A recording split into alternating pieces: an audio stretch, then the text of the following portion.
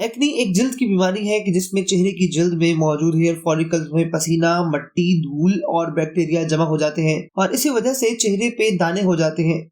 लेकिन इस एक्नी के मसले को आप घर में भी मुख्तलिफ तरीकों की मदद से ट्रीट कर सकते हैं, जैसे कि नंबर 1, जिंक सप्लीमेंट का इस्तेमाल। ये एक जरूरी न्यूट्रिएंट है जो जल्द की ग्रोथ के साथ साथ चेहरे को खूबसूरत बनाता है और एक्नी के इलाज में भी मौसर है।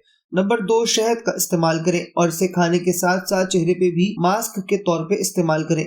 Number 3, green tea.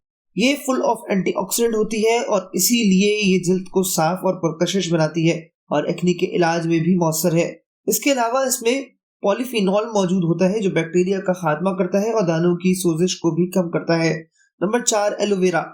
ये एक पौधा है जिसमें मौजूद जेल को एक्नी के ट्रीटमेंट के लिए इस्तेमाल किया जाता है और चेहरे पे इसका मास्क लगाया जाता है। मज़ीद मालूमाती वीडियोस के लिए सब्सक्राइब करें।